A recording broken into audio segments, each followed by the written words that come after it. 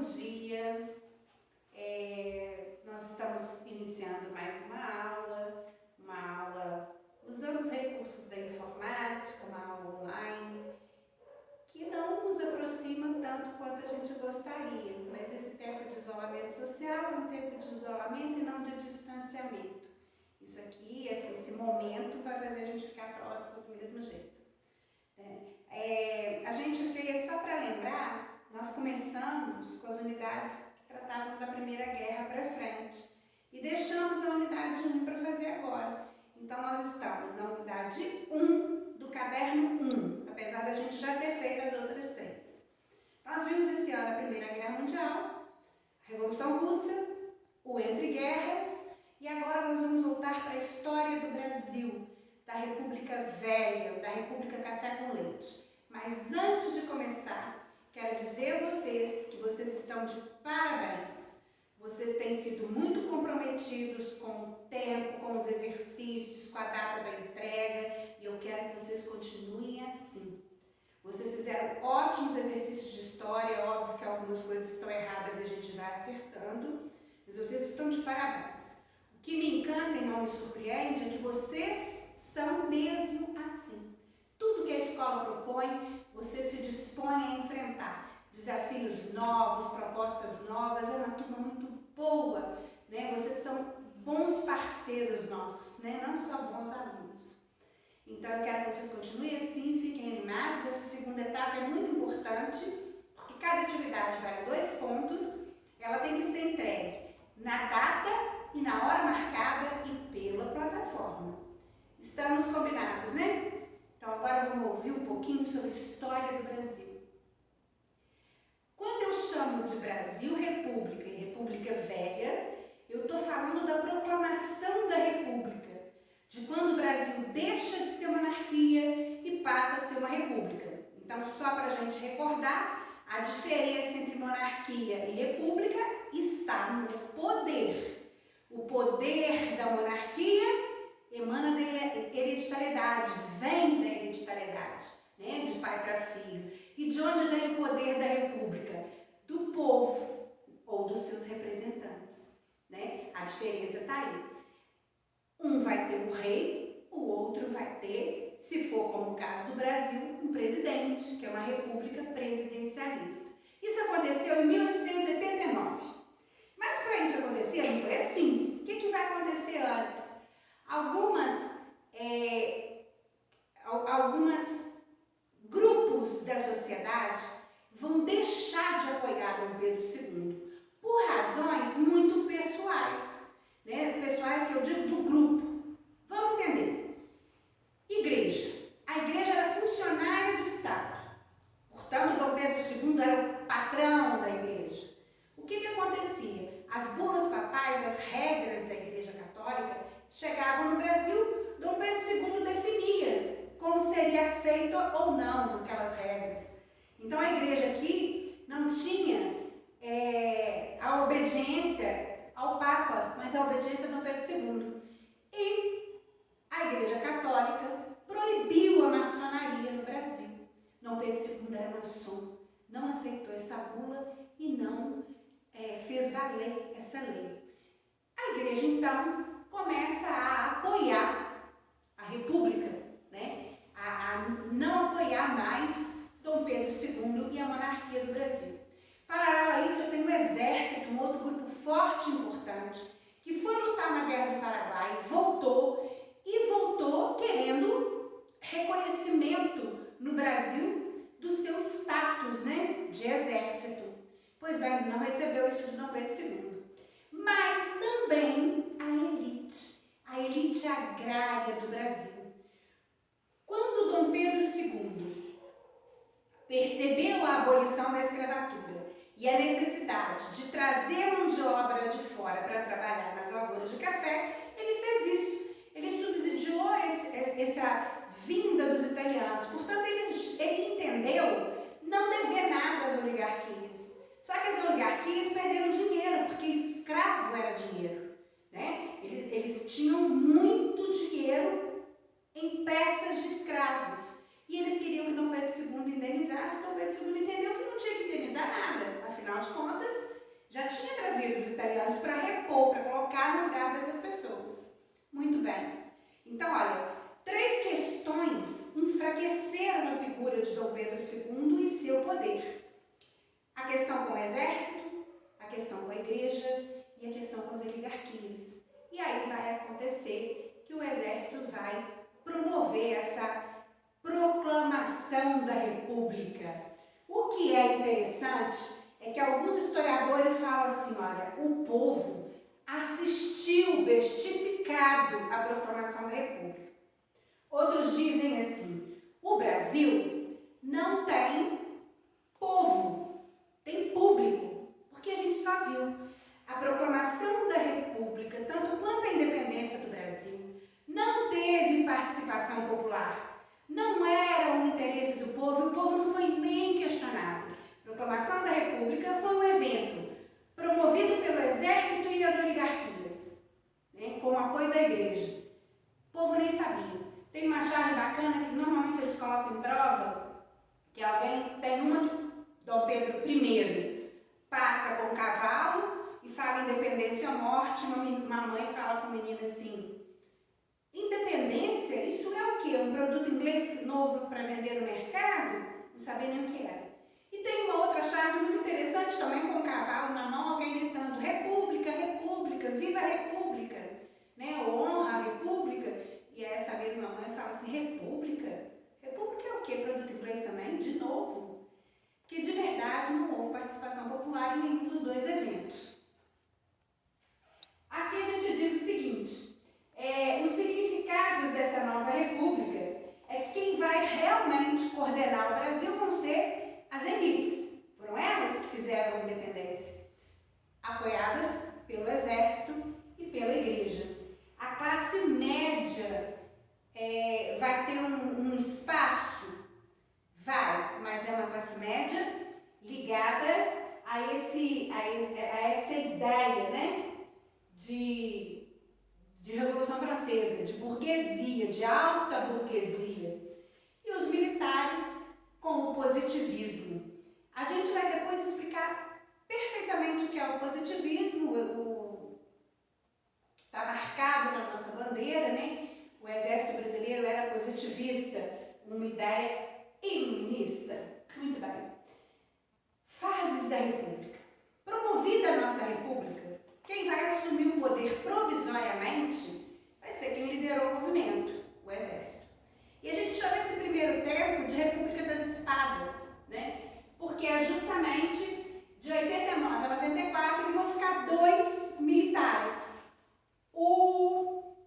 No governo provisório e depois no governo constitucional. Pois bem, primeiro provisório. O governo é provisório por quê? Porque ele mudou o sistema, ele era uma monarquia, agora é uma república, mas ainda não construiu a nova lei. A nossa Constituição de 1824, ela era uma Constituição monarquista.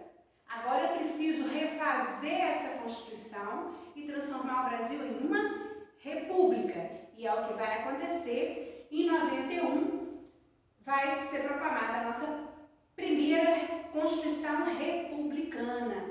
E nessa Constituição define as bases do Brasil, políticas, né? Sua formação política, mas também define a cidadania. Transforma uma pequena parte da população em eleitores e a grande maioria excluída. Então, ela é uma Constituição excludente. Então, veja bem, por conta de 3 questões, né? A questão com o exército, a questão com a igreja e a questão com as elites, Dom Pedro II perde seus apoios e perde o poder. Entra, em 1889, um marechal, começa a nossa primeira república, que a gente chama de República da Espada, e é este marechal que vai fazer a Assembleia Nacional Constituinte escrever nossa nova Constituição. Beleza? Muito bem. Até aí, o Brasil está saindo de uma monarquia e ele quer apagar essa ideia de monarquia do país e transformar o Brasil num país de heróis republicanos. Acontece que o exército tinha sido apoiado o tempo todo pelas elites agrárias. Muito bem. E essa elite, que a gente chama de oligarquia, é que vai mandar no poder durante 13 anos. Né? A oligarquia cafeeira, o Brasil produzia café e as grandes famílias ricas, os barões do café, tinha esse título de barão, mas não era título de nobreza, ele era barão do café porque ele tinha o poder político oligárquico, né? E olha que interessante, oligarquia é uma palavra, vocês já estudaram comigo, de origem grega, que quer dizer governo de poucos. Aqui eu coloquei a imagem, é uma foto do Prudente de Moraes, um dos presidentes da oligarquia, o primeiro, né? O que assume logo depois da República da Espada, mostrando uma família tradicional do café. Então lembrou, né? A gente chama de república oligárquica, porque é governo de poucos, da elite agrária. Muito bem. A República da Espada, então, tem um governo provisório, é nele que vai se colocar a nossa Constituição. O que a Constituição vai dizer? Fim da monarquia, início da República. A Constituição anterior tinha o quarto poder moderador, era centralizadora, o poder praticamente era absolutista, era o rei de tão poder que ele tinha. Isso tudo vai acabar na Constituição de 91. E principalmente a separação do Estado com a Igreja. A Igreja deixa de ser funcionária do Estado, a religião católica ainda é importante, ela ainda vai ser a religião oficial dessa primeira parte da República, mas ela não é mais funcionária, não existe mais nem o padroado, nem o padroado deixa de existir, né? Essa Constituição é inspirada no modelo norte-americano, vão lembrar, os Estados Unidos já tinham se transformado as 13 colônias americanas já eram independentes e já era uma república há muito tempo, né? E ela vai ser uma república federativa, com 3 poderes independentes e harmônicos. Eu vou ter um presidente no executivo, o legislativo e o judiciário, independentes e harmônicos, bem diferente da anterior, que tinha o quarto poder, o poder moderador, né? O voto, agora tem que ficar bem guardado. Nem todo mundo votava, portanto, essa Constituição não era para todos, né? Porque quem não vota não é cidadão.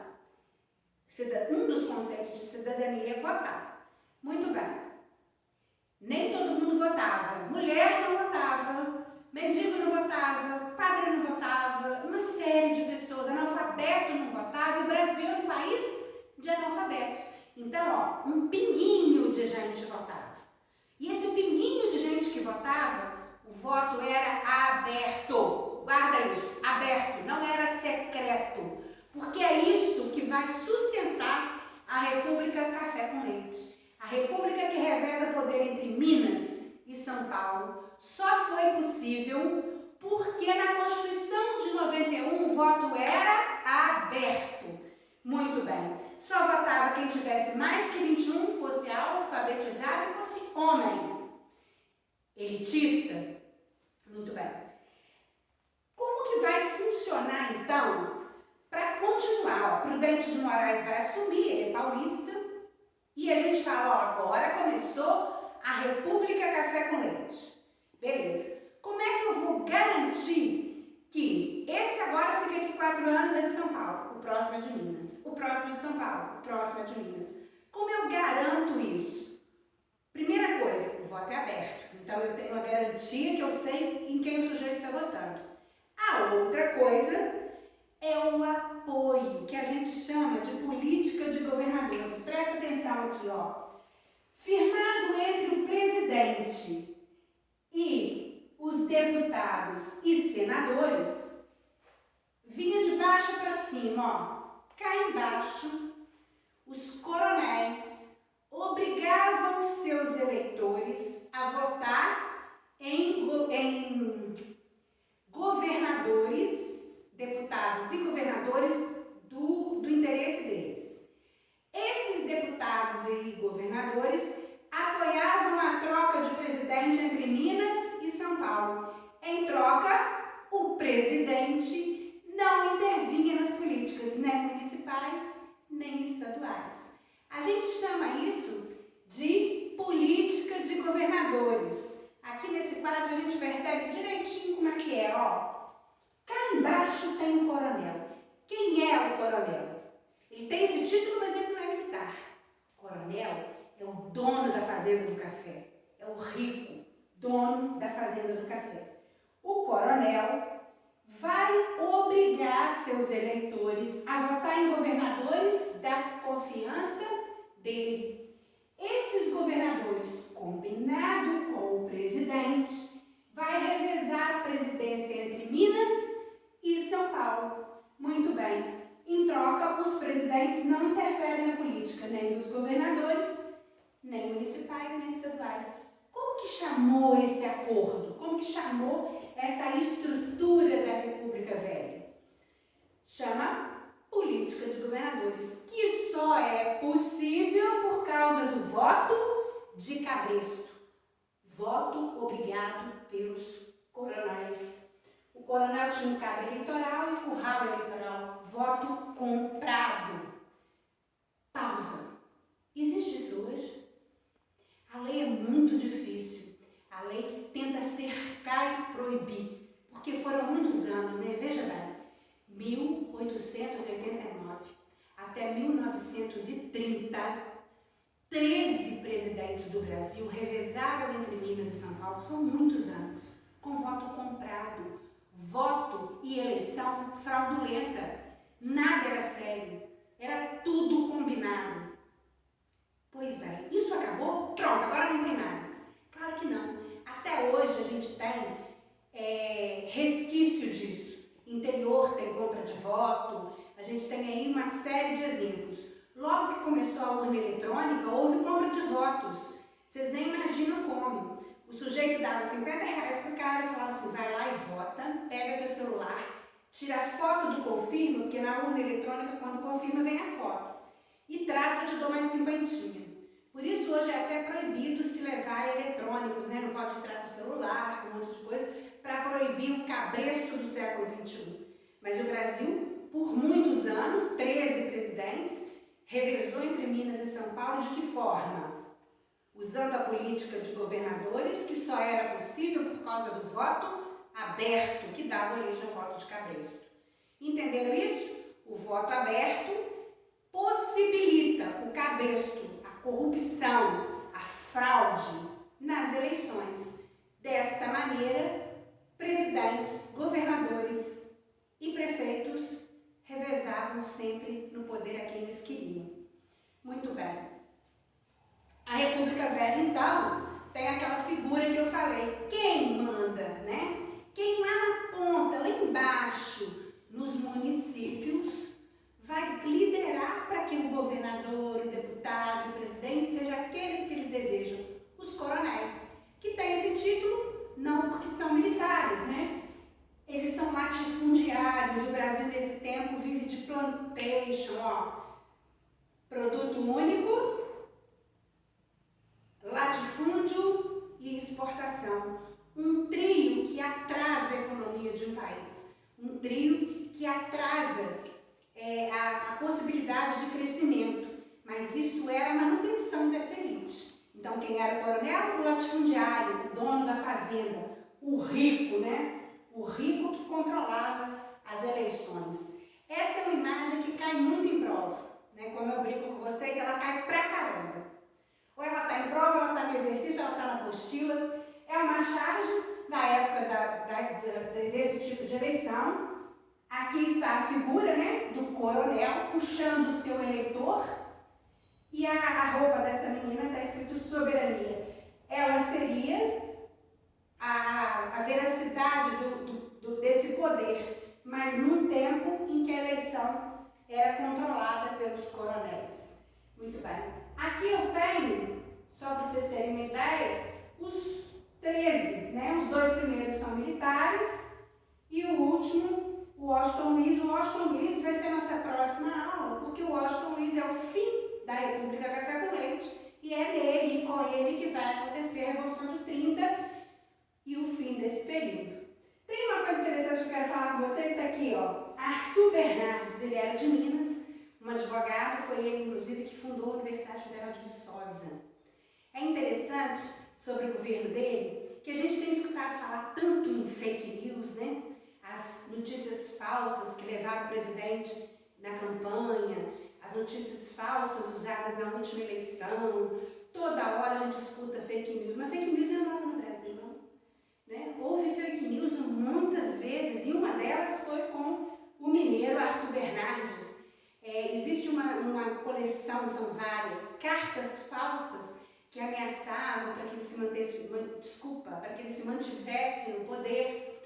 Então, assim, é uma coisa interessante da gente saber que o Brasil sempre usou falsos planos, falsas notícias, isso não é novo. A fake news tem nome novo, mas não é uma ação nova, né? Pois bem, olha o que a gente viu na aula de hoje. A gente viu na aula de hoje, eu vou colocar aqui só para a gente ter uma... A gente viu na aula de hoje um apanhado geral da República Velha. Como a monarquia cai? 3 questões, né? Exército, igreja e elite agrária.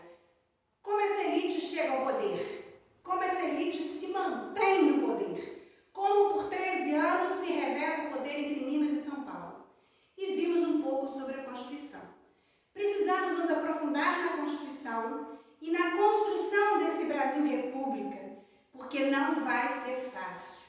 O Brasil República vai ter que enfrentar rebeliões no campo, contestado, cangaço e... daqui a pouco eu lembro. E rebeliões na cidade. Campo revoltado, Nordeste deixado de lado, rebeliões. Cidade se estruturando de forma nova que ninguém conhece, né? Essa cidade que começa a surgir republicana vai ter a revolta da vacina, a revolta da chibata. Nós vamos ter várias rebeliões neste período. E como vai ser difícil esse enfrentamento e essa construção desse Brasil.